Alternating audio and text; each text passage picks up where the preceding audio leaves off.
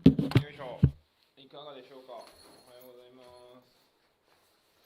学級の声が皆さんに、世界の皆さんに届いてますか？世界中の皆さん、学級の声が届いてますか？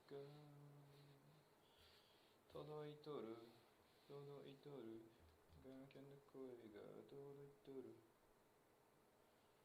どうでっしゃろう。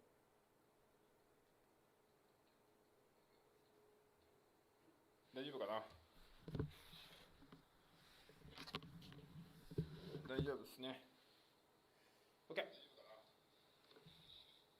こえてそうなんで今日も元気にやっていきたいなというふうに思います。ついに来ました DAY88、 88日目や。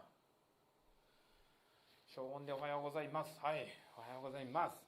早いな、コメント早いな。俊介早いな、起きとんの。いやー、ちょっと今日はもう30分予習ではなく、ちょっとね聞いてほしいことがあるんですよ。いや、なんかの話じゃないんですよ。ちょっとね、楽器をこの後普通の仕事の方で動画を撮るんですね。だから一応今日パシッとした感じで来てるんですけど、で先週ぐらいからそれ言ってますかね。今週3本ぐらい撮ったんで、今日3本目かこれが。でたった3分4分の動画なんですけど、よくやってたでしょ、楽器を。はい、毎度楽器ですっていうの。でもあれもね、やっぱね、しっかり覚えて話すまですごい時間かかって、なんか自信持ってちゃんと喋れるようなのすごい時間かかるんで、今日はその自信をつける30分にさせてもらいたいなと。もはや英語ちゃうやんけっていうところではあるんですけども、おっちゃんおったな。英語は半からはやりますよ。半からはね、半からはやるけれども、ちょっとそこまではフリータイムとさせてほしいな。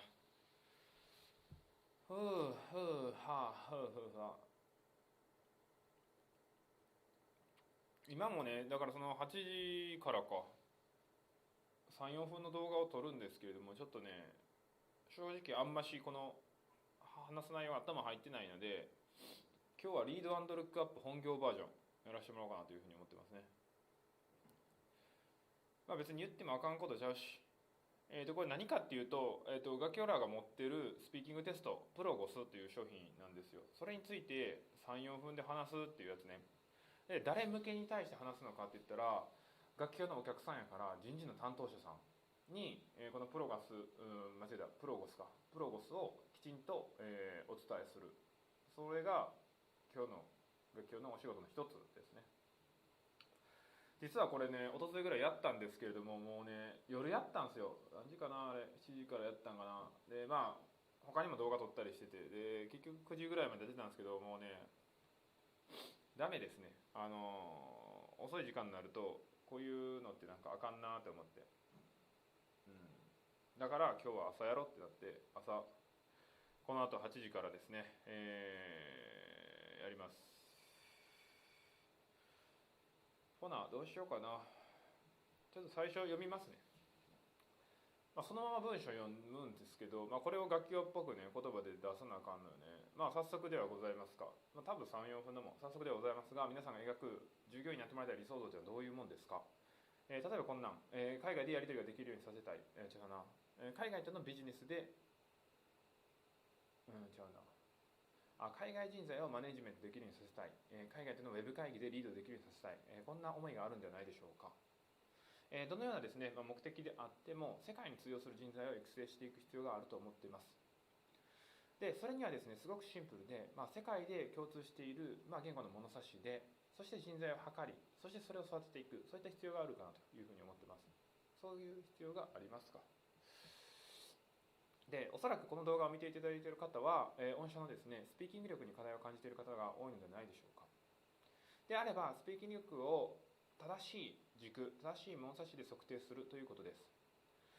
実際にはですねすごく考え方としてはすごくシンプルなんですけれども、このようなことをですねできている企業さんというのはあまり多くはございません。ではその正しい物差しとは何なのか。そちらはセファールになります。セファールとはヨーロッパで生まれたですね、その言語で何ができるのか、いわゆる can do ベースを軸にした物差し軸となっております。can do ベースを示した指標となっていますか。大きくはですね A、B、C に分かれており、 A1 が初級者、そして A1、A2、B1、B2、C1、C2 というふうに上がっていくにつれて、その言語をですね扱うことができる、上級者というようなところで定義されています。ではこのセファールをどうやって測っていくのか、それが今回ご案内するPROGOSです。スピーキングテストPROGOSをですね活用することで、これまで多くの企業が抱えていた TOEIC スコアとのスピーキング力のギャップを埋めたり、スピーキング力に曖昧性を簡潔に解決させることができます。では一体どんなテストなのか、機能的特徴は大きく5つあります。まず1つが、完全にビジネスシーンに準拠したテストということです。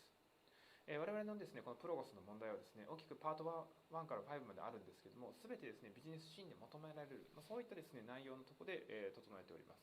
ご用意しております。次はですねフィードバック重視というところでございます。PROGOSはですね単純に自分の今の現在地を知っていただくだけではなく、次のレベルに上がるためのフィードバック、そこをですねしっかりご用意させていただいている、そういったテストです。またですね加えてPROGOSというのは予約する必要がなく、24時間いつでも受験していただくことができます。またマルチデバイス、スマホ、タブレット、パソコンからもアクセスしていただくことができ、そして AI でですね採点しているため、受けてから大体 2,3 分で、ご返信をさせていただく、そういったテストになっています。ではPROGOSを活用し、従業員の皆さんのスピーキングレベルを正確に可視化させ、どんな未来が待っているんでしょうか。自社はどのレベルの層が多いのか、またですね引き上げたい母数はどのくらいいるのか、そしてその人数をどこまで上げていく必要があるのか。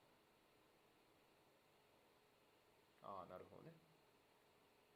自社はどのようなレベルの層が多いのか、また実際にその母数というのはどのくらいいて、その目指すレベルに対して必要な研修が今打てているのか、そのようなところをですね、落とし込んでいただけるのではないでしょうか。具体的なグローバル人材育成研修と落とし込んでいただけるのではないでしょうか。またですね、データが溜まっていけば、データを活用して人材配置、育成のヒントにもなると考えています。最後になりますが、英語人材、グローバル人材を創出していく上での入り口で、まず必要となるのは正しい物差し、セファールを持つこと、可視化です。ぜひPROGOSにご興味をお持ちいただければお気軽にお問い合わせください。結構長いな、今どのくらい、いや結構話したな。これ見ながらでもこんくらい変わってんな。これを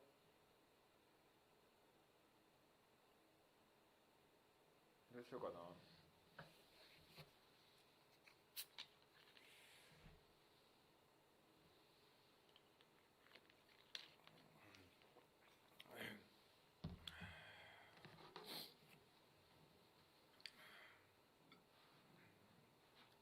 ょっとキリキリでやろうかな。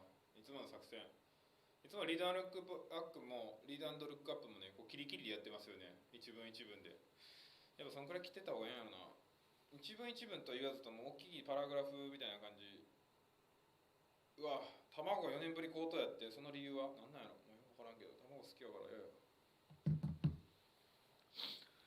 キリキリいきますか。キリキリ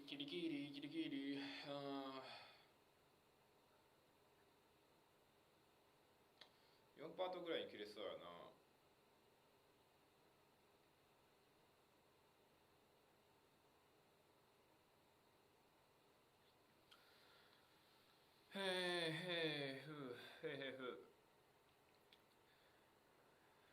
いきます。早速ではございますが、皆さん、御社のですね、従業員様にどのような課題感をお持ちですか。課題感違うな。どのように従業員になってもらいたい理想像はございますか。理想像ね、そっち系だ。早速ではございますが、御社の従業員様になってほしい理想像とはどのようなものでしょうか。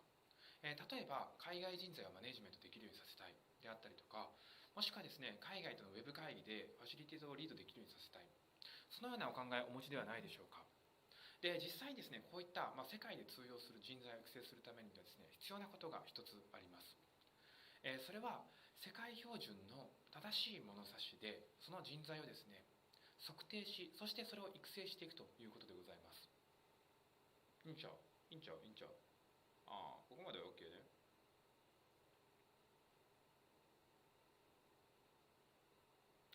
おそらくこの動画を見ていただいている方のですね、多くの方々は御社のですね、スピーキング力に課題をお持ちではないでしょうか。ということであれば、スピーキング力の正しい物差しで、そして御社の従業員様を測定し、そしてそれを育てていくと、そういったことが必要になります。実際にですね、言葉で言うとすごくシンプルではあるんですけれども、この運用をですね、現実的に実施している企業様っていうのはさほど多くはないかなというふうに思っております。ではこの正しい物差しとは何なのか、それがセファールになります。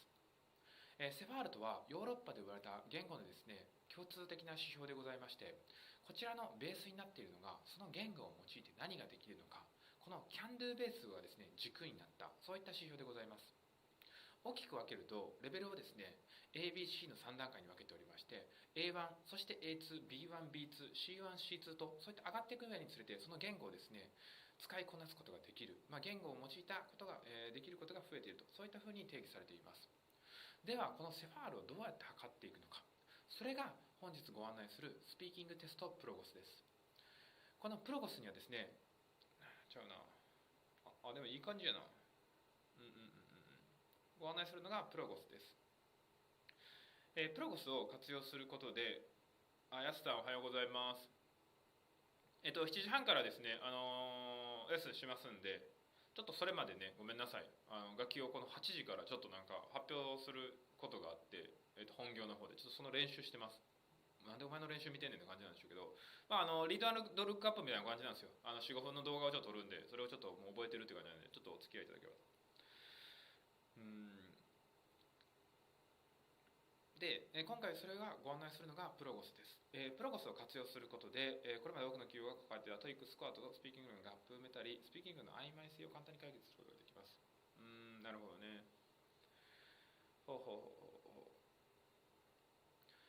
PROGOSをですね、ご活用いただくことによって、今まで多くのですね、企業様が抱えていた、トイックスピーキング、今まで多くの企業様が抱えていた TOEIC のスコアとスピーキング力とこのギャップを埋めることができたり、またはですね、スピーキング力が非常に曖昧に定義されていた、そこをですね、解決することができる、そういったものになっております。では、PROGOSのですね、特徴大きく5つあるので、そちらをご紹介いたします。まず1つ目が、おかしかったな。まず1つ目が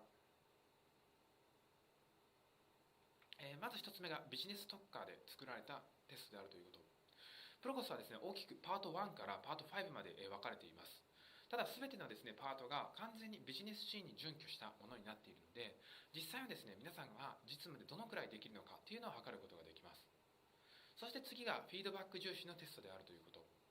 テストというのはですね、実際にテストの結果が出て終わりというわけではなく、この次のレベルに上がっていくためには何をすべきなのか、そこまでですね、PROGOSでは指し示しておりますので、皆さんが次の学習に対してお役立ていただけるかなと思っています。そして次がですね、24時間受験可能。またですね、こちらの予約っていうのは特に、予約必要なしで24時間受験が可能という点。さらに、マルチデバイス。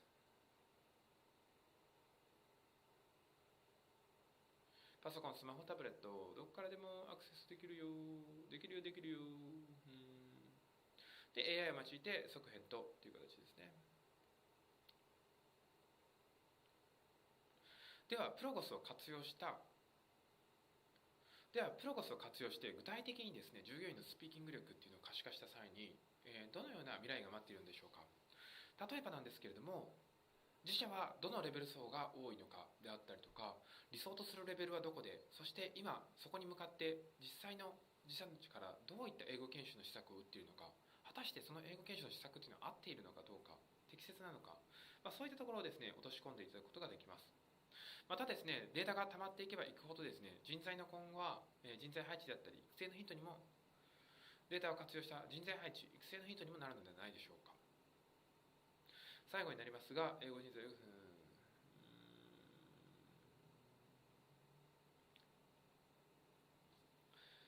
なるほどね。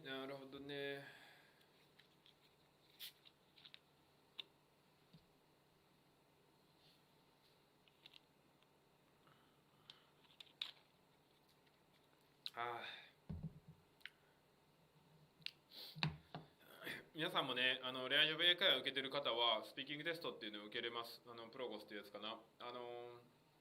講習、いわゆる一般のユーザーの方だったら受け入れますね。1回2回とかで、法人で契約されてる方っていうのも、法人様のご契約に応じては受けることができるので、なんかぜひねこれは受けてほしいな、受けてない方がいたら。今言ってたようなすごい5つぐらい機能があるんですけども、1つがまずビジネスシーンに完全特化したスピーキングテストということ。大きくパート1からパート5まであるんですけれども、これらが全てビジネスシーンで必要とされる、スピーキングの内容になってます。なので実際にですね、皆さんが実務でどのくらいできるのかっていうのを完全に測ることができるというところですね。でもう一つの特徴といたしましては、今完全にこれ練習してるんですけどね。でもう一つの特徴というのがですね、このテストというのはフィードバックが非常に充実しているというところですね。いわゆるテストって今の立ち位置を測るだけじゃなくて、本来であれば次のレベルに行くにはどういう勉強が必要なのかっていうところが必要だと思うんですね。このPROGOSではそこをかなり指し示しているので、皆さんがじゃあ次のレベル行くために私は何をしたらいいんだっていうところまで見ていただくことができるというところですね。あとは利便性というところでいうと、こちらは予約とかが必要なくて24時間オンラインで受け入れていただくことができます。またですね、デバイスっていうのもパソコン、スマホ、タブレット、こういったところからもうどれからでもアクセスしていただくことができるというと。で最後テストを受けてしまえば、これは AI による採点っていうのを走らせてます。なので、テスト結果大体 2,3 分でですねこれが出てくるので、そういった意味でも非常に利便性が高い、そういった商品となっているというところですね。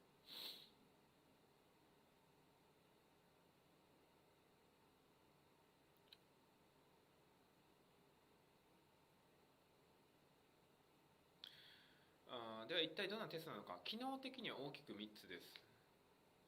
ごめんなさいね、これ楽器を何回も繰り返し言ってるけど、今ちょっと練習兼ねてお話しさせてもらいますね。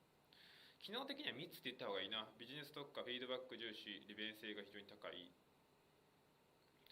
じゃあ、PROGOSですね、皆さんも受けていただけるんですけれども、このスピーキングテストPROGOSの機能的な特徴というのは大きく言うと3つになります。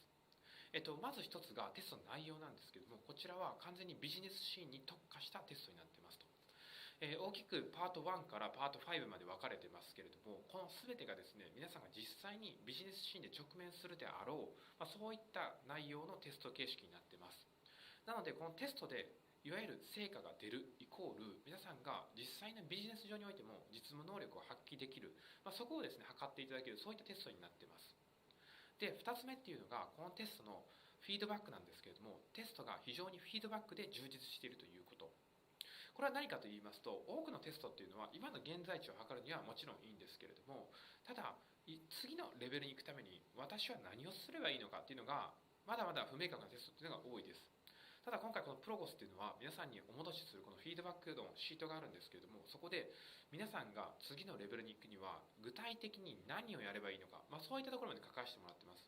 なので皆さんが迷わず次のレベルに行きやすくなる、そういったところで言うと従業員さんのモチベーションを維持するにも非常におすすめかなというふうに思っています。で最後が利便性になります。利便性という点で言うとですね、例えばなんですけれども、予約することなくて24時間受験が可能、これがPROGOSです。またですね、マルチデバイスでも受けていただくこと可能ですので、スマホ、タブレット、パソコンから受けていただける。そして AI 採点によって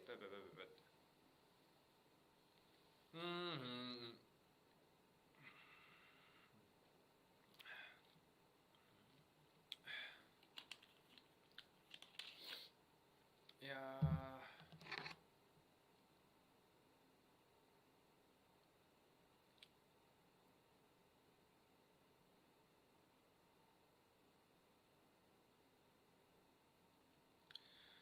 PROGOSを活用し、従業員さんのスピーキングレベルを正確に可視化させてどんな未来が待っているのでしょうか。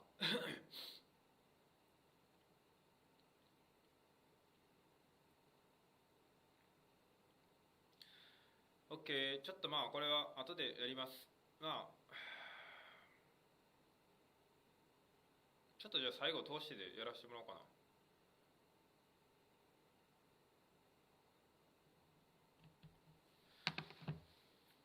早速ではございますが、御社がですね従業員様になってほしい理想の姿ってどういったものでしょうか。例えばなんですけれども、海外人材をマネジメントできるようにさせたいであったりとか、海外とのテレフォンカンファレンス、こちらをですねリードできるよう、ファシリテートできるようにさせたい、そういった思いがあるんではないでしょうか。では実際にこういった世界で通用する人材に必要なものっていうのが一つございます。それは何かというと、世界標準の物差し軸ですね、物差しで人材を測定し、そしてその人材を育成していく、これが必要になってきます。ここまでね。おそらくこの動画を見ていただいている方っていうのはスピーキング力に多くの課題を感じている方が多いのではないでしょうか。実際にそれではスピーキング力に課題があるという方であれば、スピーキング力の正しい物差し、そして現状を把握する、そしてそれをベースに育成していく、育っていく、そういったことが必要になってきます。ではこのスピーキング力の正しい物差しとは何か、それがセファールになります。セファールとはヨーロッパで生まれた言語の共通指標になります。この指標では実際にですね、言語で用いて何ができるのか、いわゆる can do ベースにですね、作られた指標になっています。大きく言うと3段階に分かれていて、A、B、C、そして A1、A2、B1、B2、C1、C2、こういった形でですね、レベルが変わっていきます。A1 が初級者、そして C1 に行けば行くほど、ネイティブと同様にですね、その言語を用いることができると、そういうふうに定義されています。では、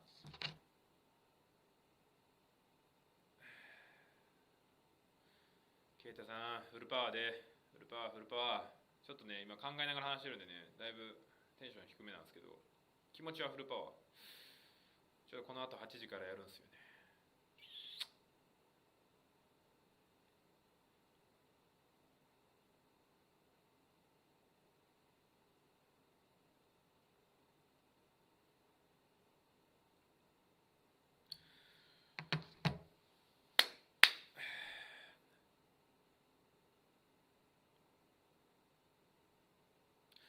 早速ではございますが、皆様、御社のですね、従業員様の理想像というのはどういったものでしょうか。例えば、海外マネジメント、海外の人材をマネジメントすることができるようになりさせたいであったりとか、もしくは海外とのテレカンのですね、ミーティングをファシリテートできるようにさせたい、そういった思いがあるんではないでしょうか。で、実際にですね、こういった海外でも通用する人材を育てるには、大きく言うと一つポイントがあります。それは、世界標準の物差し、軸ですね。物差しでその従業員の方を実際に測定し、そしてそれに基づいて人材育成を作っていく、そういった必要があります。で、この動画を見ていただいている方のですね、多くはスピーキング力、そこに課題をお持ちというふうに考えていますけれども、ではその場合はスピーキングの共通の物差し、そこで測って、そしてそれをベースに育成していくということです。ではスピーキングの共通の物差しとは何かというところなんですけども、そちらがセファールになります。このセファールというのはですね、ヨーロッパで生まれた言語の共通指標になります。一言で言うと、その言語を用いて何ができるのか、いわゆる can do ベースを軸にした指標になっています。大きく言うと A、B、C の3段階に分かれていて、A が初級者、そして C になればなるほどその言語を用いてですね、can do で何でもできる、何でもできるってあかんな。何でもできる、表情つけてやるといいよ。はい、表情ね、笑ってやりましょうか。笑ってやる。表情つけてね。ちょっとね、その余裕がないんですよね。ちょっともう一回やろうかな。フィードバックありがとうございます。フィードバックありがとうございます。そう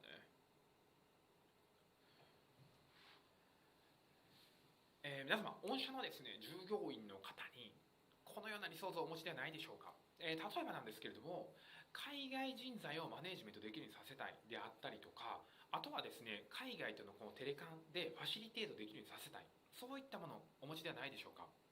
で、こういったですね、実際に世界で通用する人材を育成するためのポイントっていうのが一つあります。それは世界標準の指標でその従業員の方を測定し、そしてその人材を育成していく、こういった必要になります。これ具体的に申し上げますと、おそらくこの動画を見ていただいている方というのはスピーキング力に課題をお持ちであるというふうに思っております。その場合であれば、スピーキング力の共通的な物差し、その物差しでその人材を育成の前に測定して育成する、そういったものが必要になってきます。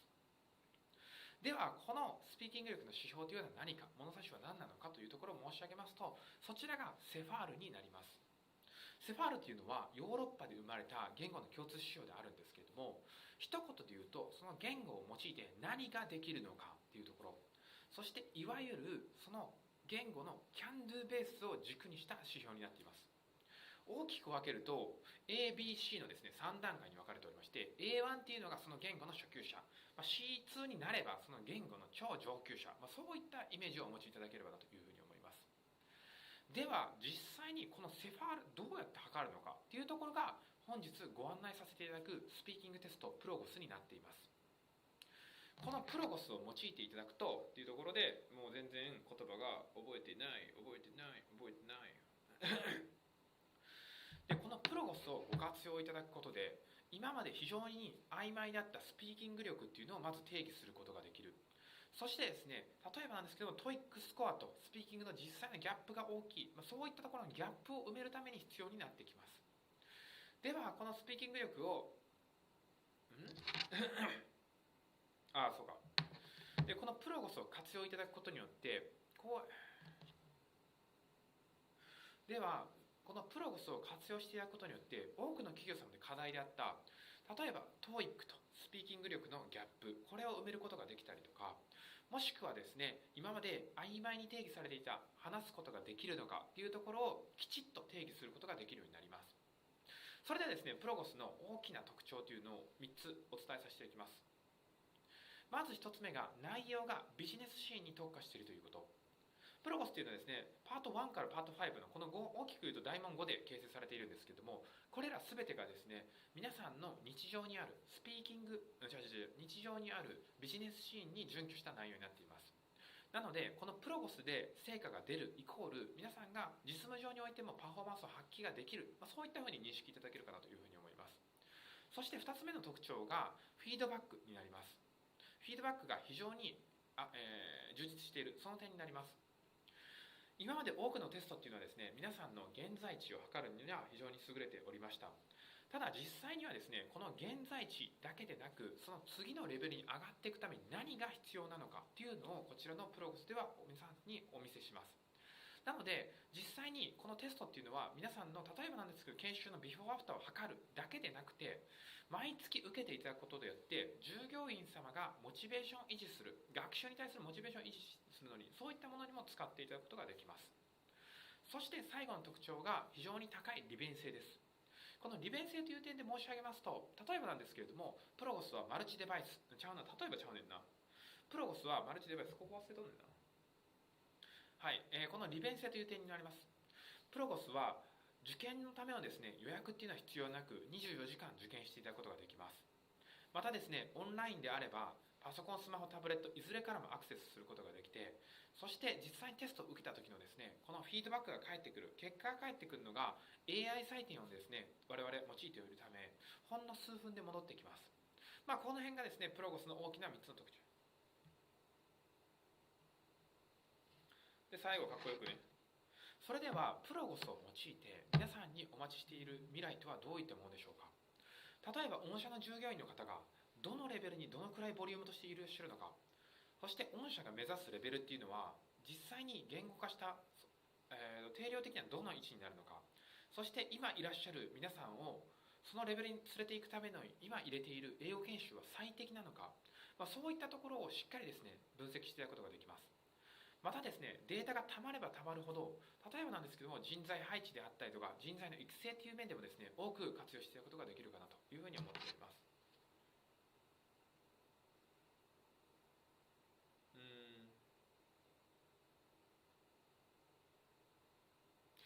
最後になりますが、英語研修で最も必要になるグローバル人材を育てるのでやばい時間になってる、ちょっとやろうか。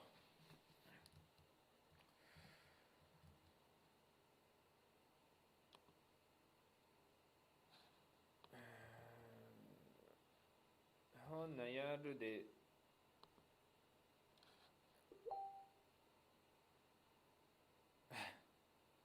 川南さん、ありがとうございます。今ね、この YouTube ライブ見ていただいてたお客さんからこう言った方がいいよっていうアドバイスもらいました。ありがとうございます。フィードバック。商品って言わない方がいいと、テストで通した方がいいです。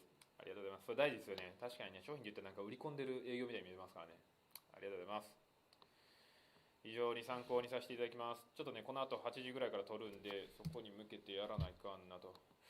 じゃあちょっと早速ね、先に学教はこれ何のチャンネルかというと英語学習チャンネルなんでレッスンしちゃおうって。ちょっとね30分ほどレッスンしますんで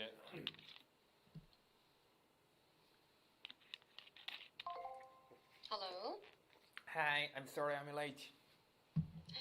That's okay. Nice to see you again today, Hi. Gakiyo-san. It's good to see you. So are you in America today? Yeah, right. You know. I mean America. Yes, I remembered. That was a good office tour. Thank you. Did you watch my office tour yesterday one? Yes, I did. You showed different meeting rooms and also you discussed about tricycle and jeepney. Yeah, right. You know, I'm teaching to the Japanese how to ride a jeepney. Pala, bayad po, right? Yes, bayad po, bayad daw. Bayad daw. Is it same? I mean, in the Philippines, I'm sure that there are lots of the language, right? So, for example, like Tagalog and Bisaya is the same. Pala, bayado, bayadaw. Oh, I think Bisaya is a little bit different. Do you speak Because- Bisaya? Unfortunately, no. But do you understand? No, because it's very different. Oh, really? Wow. Mm. It's very interesting. Yes, I think it's not the same as, in Japan you have Kansai dialect, Kansai for dialect. example. But Kansai dialect is something people from Tokyo can understand, right? Yeah, right. Just a bit different, but you can still understand. Yes. For Tagalog and Bisaya, it's like entirely different language. So Oh, really? yes. Like you will probably experience that in Cebu. When you go to Cebu, like in my case, in my experience, when I went to Cebu, there were taxi drivers who cannot speak Tagalog, Wow. but can speak Bisaya and English. Oh, So wow. we had to talk in English wow, because it's interesting. yes, because they can't speak Tagalog. Some of them. So Because you are both, Filipino, but you need to speak in English as a common language. that's right. Wow, Yes. that's interesting.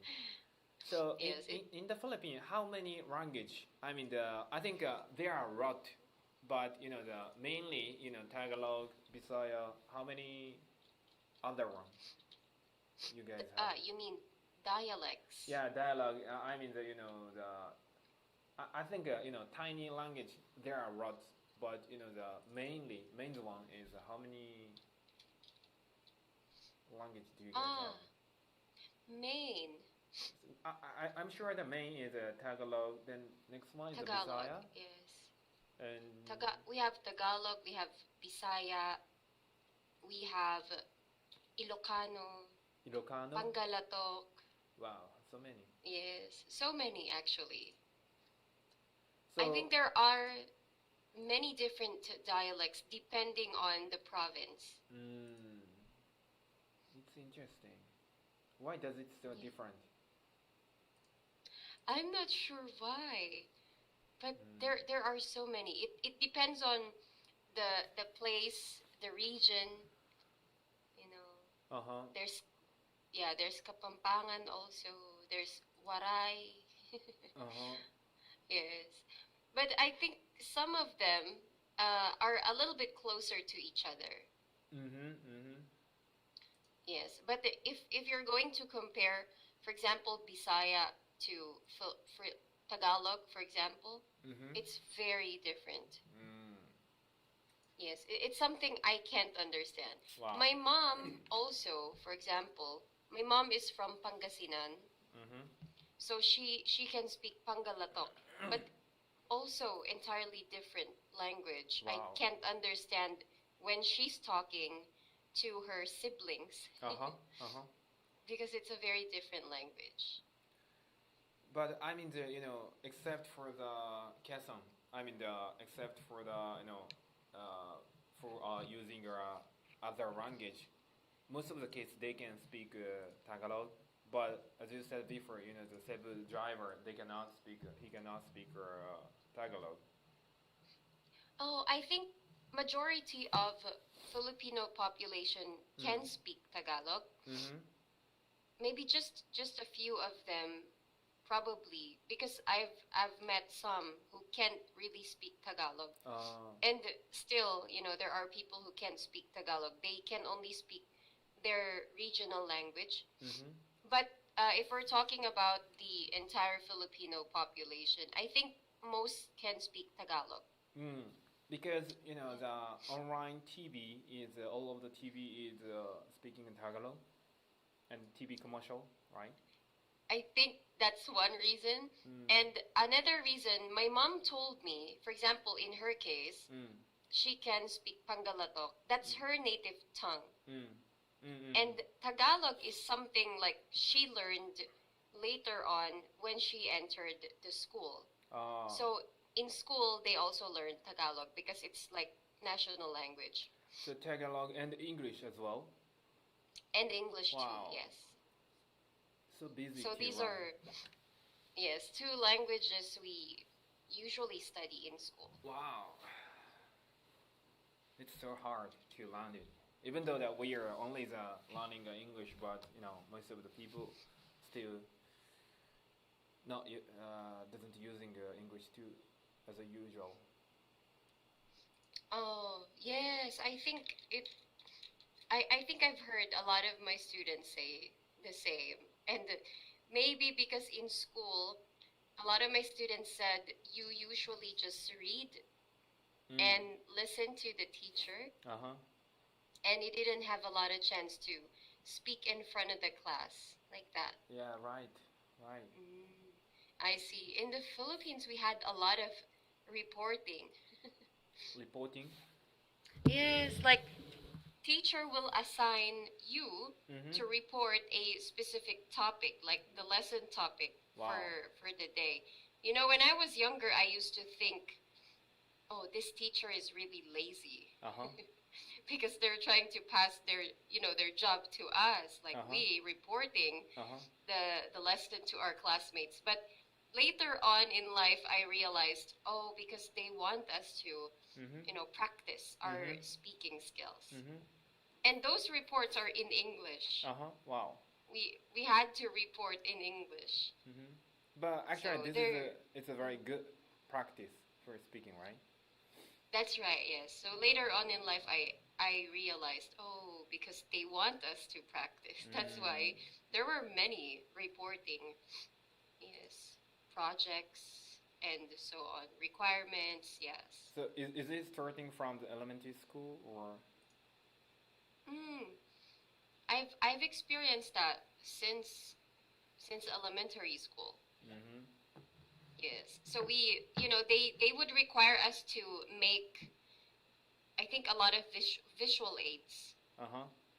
So we have to write on, let's say, Manila paper, like a big Manila paper using pencil pen, so the whole class can see. So we have to make like visual aids, put it in front of the blackboard, and then report what's in it, like that.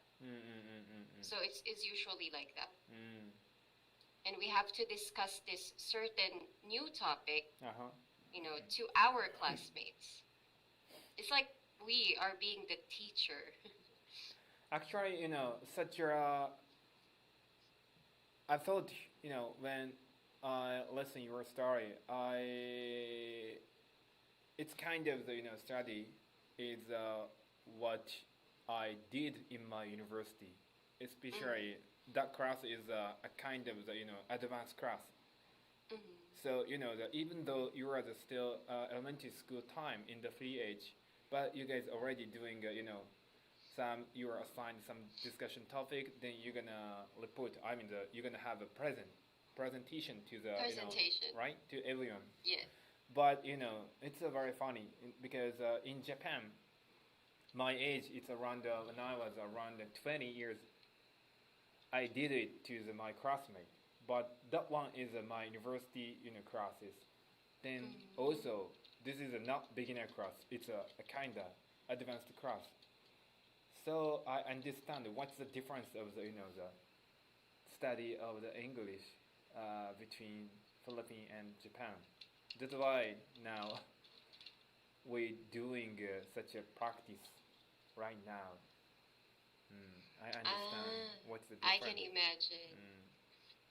Yes, and I think this is, actually this is not only English class, Gakio-san. This happens way too often in many different subjects. Many teachers loves doing that. As far as I can remember, like we have to report about, something, a topic from science class. We have a report for English class. We have a report for math.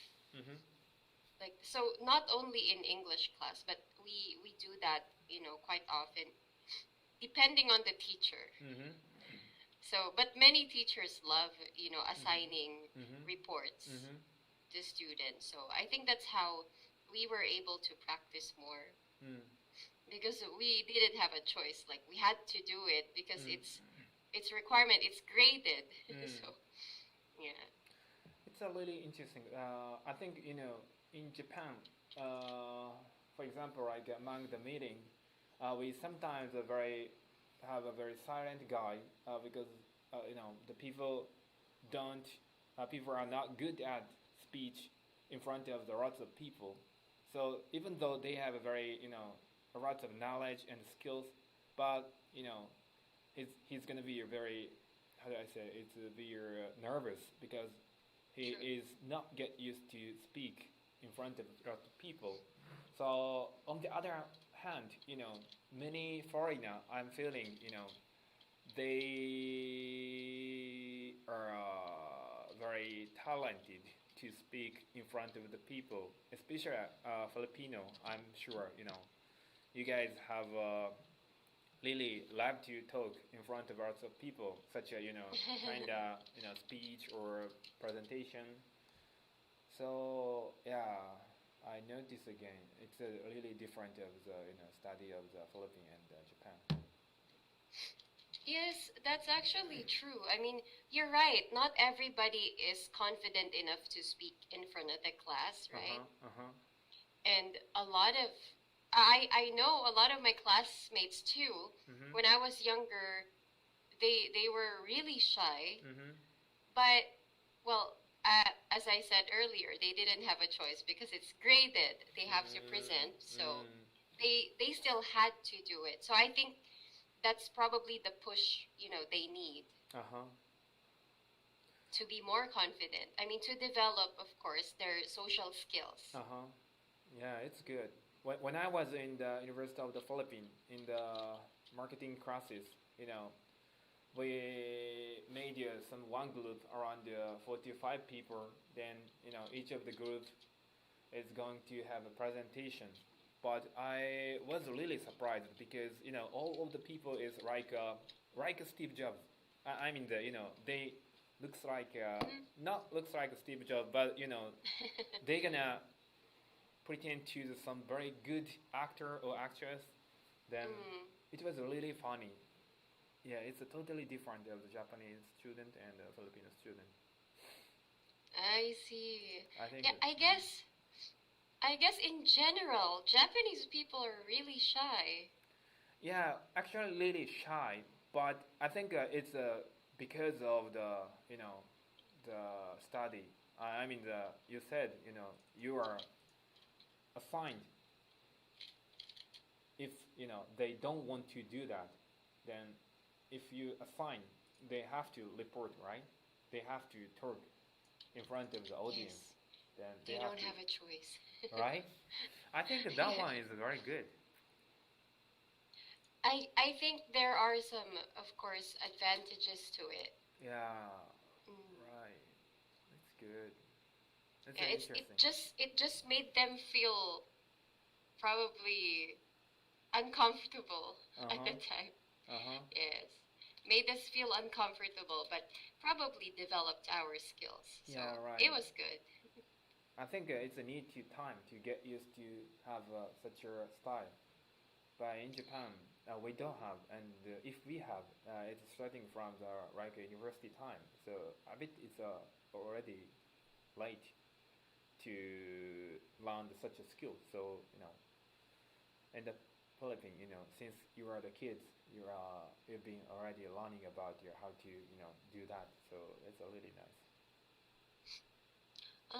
Yes, somehow I agree. I think Gakio-san also. It's never too late to learn something new. It's just that it's going to be harder because we're already older. Yeah, right. Right? When we're older, it's harder to learn a new skill, but still possible. Yeah, but still more possible. challenging. Yeah, right. Definitely so. Yes. Okay.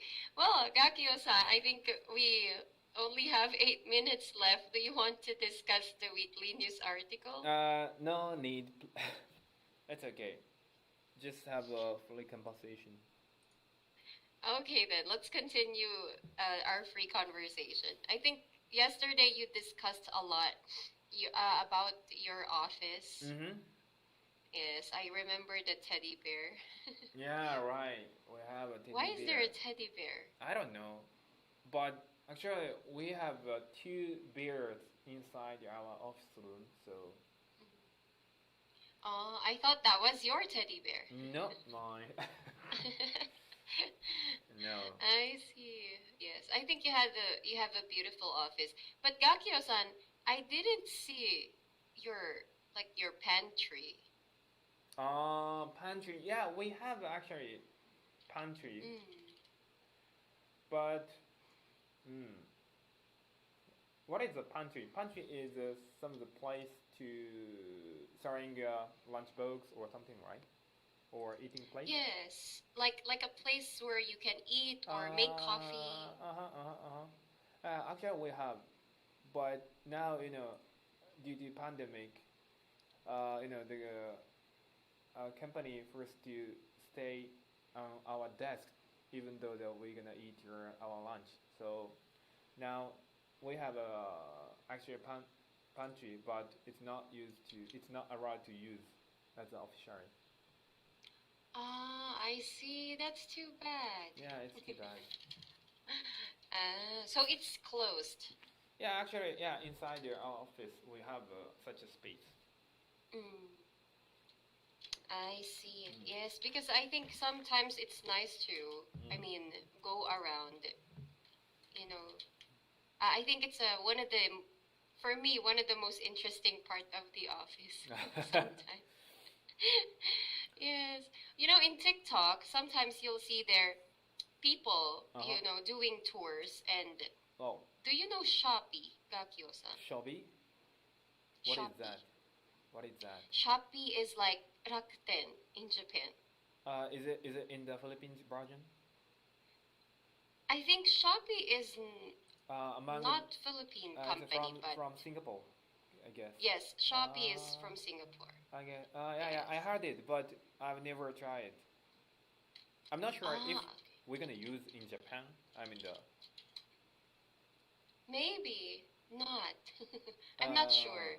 I think in Japan, Rakuten or Amazon is more popular, right? Yeah, right. Like delivery services or online shopping for online shopping. Yeah, I saw this video before about someone who works in Singapore office. And she was showing the pantry. It was very interesting because they can take different kind of snacks. Wow. Is it free? For free. Wow. Yeah. That's good. It sounds good. Yes. Coffee too is free. Actually, we have a free coffee, but it's kind of instant coffee. So then Like powder? not powder. When I push the button, it's gonna be spoiled the coffee. I think I know. It's not. Yes, like the machine, Yeah. the coffee machine. Yeah, right. It's not vending machine, but coffee machine. Then probably inside the coffee machine, we are putting the hot water and also the powder, so it's mixing. Yes, I think I've used something like that in the hotel I stayed in Japan. Yeah. And it's also free. Like you can drink all you can. By the way, do you know Dr. Pepper? Dr. Pepper soft drink. Yeah, right, soft drink. Like Coca-Cola. Right. Actually, I have a story. One of my client, I visited my client's place. Then he gave me a Dr. Pepper by putting the vending machine. But, that one is a free. So, the company is providing one with the benefit, free Dr. Pepper. So, it's a very not coffee. Drinks. Yeah, right. Right? Like I have friends who can't eat dinner without soft drinks. Like they should always have soft drinks. Oh, How really? about you, Gakio-san? Do you like soft drinks? Not really, but now I love to have a Tansan. It's sparkling water. Yes, you showed last time also. That's the drink you were drinking when Yeah, we right. had the lesson. Right. Yeah, actually, this is also the... Basically, it's gonna... How do I say? Around how much is it? It's around 150 when I try to buy in convenience store. But here in the office, we have a vending machine. That one is a really discount one. So it's around 60 yen. It's only just 30 peso. Oh, So it's that's good. cheap. Yeah, that one is cheap. That's why I'm drinking this one. I see. So you like carbonated drinks, What's that? soft drinks, or that kind of water, sparkling water. They are carbonated drinks. Carbonated. Yes, they're called carbonated. So drinks that has bubbles. Yes. They have Yes. bubbles. So they are carbonated. Even, sparkling wine. Yes, sparkling wine also is carbonated. So you can call it carbonated drinks. Carbonated drinks. Yeah, even though without carbonated, it's okay. But I don't want to buy water because we have a free water from the office. So if I going to buy something as a drink, I want to buy something taste with some taste. But I don't like soft drink because it's so sweet, right? Then putting a lot of sugar probably. So True. I want to buy a kind of sparkling one. I see. So you drink this drink every day, or do you choose different drinks every day? Yeah, different. Basically, I'm always drinking just free water from the a kind of machine. But sometimes when I want to feel relaxed or chilling, I want to buy Tansan or some of the tea from the convenience store. I see. So this one you got from the convenience store. That one is from the vending machine at the office. Okay. Well, that's good. That's very convenient because you don't have to go out of the office. Yeah, right. Yes. But you said yesterday, Gakio-san, you are in Harajuku area? Yeah, right. So is it a convenient area? Like can you find stores and convenience stores and restaurants around your office? Yes, we have. However, unfortunately, the Harajuku is not business town. I mean, it's a kind of such a, how do I say it? It's famous and popular for the teenager. So I mean, a lot of tourists. I mean, from the Tokyo, I think, or outside from Tokyo, they are coming to the Harajuku. So all of the restaurant price is such a for tourists. I mean, not it's for the expensive. business person. Some of the town we have, it's such a business person's town, business person city. Such an area we can eat a very cheap lunch and cheap drink, right? But here such a kind of for tourists. So it's a little bit more expensive. yeah, right. That one is a little problem for me. I see. But do you usually buy for example, your lunch outside? It's half and half. I'm gonna bring my lunch box some of days. Then rest of days I'm gonna buy or I'm gonna go out for lunch. I see. No free lunch from Rare Job office. Yeah, unfortunately. Please tell to the Gak-san. We need to tell Gak-san. Okay, maybe I'll tell him when I talk to him again. Yeah, please.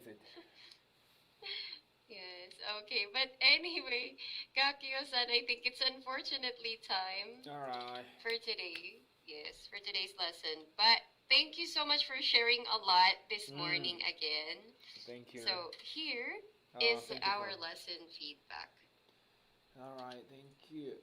Punchy is an area. Alright. Okay, so since Yeah. we had a free conversation, I didn't want to interrupt you while you're talking. So Thank here you. are some of the correct sentences. Kindly review and remember the new words you learned today too. I did that in front of my classmate. Okay. Okay, and I'll see you again soon. Alright.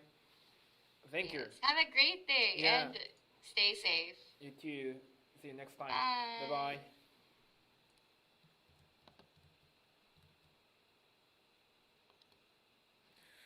はい、ということで終わりました。ありがとうございます。ありがとうございます。何の話だかな、何の話だなんかフリーカンバセーションで盛り上がってもいましたね。そうや、教育の話の違いしてたんか。フィリピンってガキも言ってたから分かるんですけど、めちゃくちゃ島あるんですね。まず世界で2番目に島が多い国です。1位はインドネシアで確かに1万1000ぐらいで、フィリピンが7000ぐらいあるんですけど、島がね、ちっちゃいとこ合わせると、一つねへんところもあると思いますよ。で、その中に、言語っていうのがめちゃくちゃあるんですよ。どうなんだろうな、言語が多い国ランキングとかは全然知らないんですけど、相当多分あると思います。で、有名なのが、もちろんメインのランゲージがタガログ語っていうところね。これ楽器はもう昨日ちょっと紹介してたようなぐらいの超サバイバルタガログは若干わかりますと。で、あと南の方とか行くとビサヤ語っていうのがあったりとか、さっきなんか他にも言ってたな、なんちゃらなんちゃらって言って、一応楽器はその辺よくわからないですけど、でさっき聞いてて面白かったのは、こうセブ島とかに行ったらセブはビサヤ語のエリアやと。で、たまにタガログ喋れへん人がいて、先生とそのセブの人どっちも飛行機でいうと1時間ぐらいなんですよね。でその距離にいながら英語を使って話すって言ってましたね。要は彼らの共通言語が英語だったって。同じ国民やのにそんなんあるんやっていうところで思いましたね。はあ、なるほどね。で、あとはなんか教育の仕方なんかも全然ちゃうなって思いましたね。どっちがいいとかっていうのもないんですけれども、学業的にはやっぱしそういったフィリピンとかの教育っていいなと思いました。で、なんでかっていうと、小学生の時から、先生にあんたこれじゃあ喋りなさい、これをレポートしなさいみたいなことをアサインされて、強制的に、クラスメイトの前で発表する、そういった練習というのが多いと。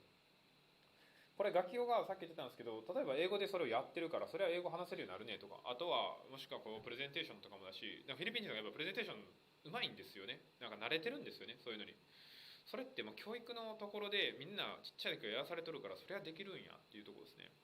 で、学業が、大学の時にどうだろうな、インターミディエイトからアドバンスぐらいの英語の授業を取ってる時にそんな練習はしたよね。でもそれ学業が20歳21でやってるのを彼らはいつから小学校やから7、8歳でやってるんでしょ。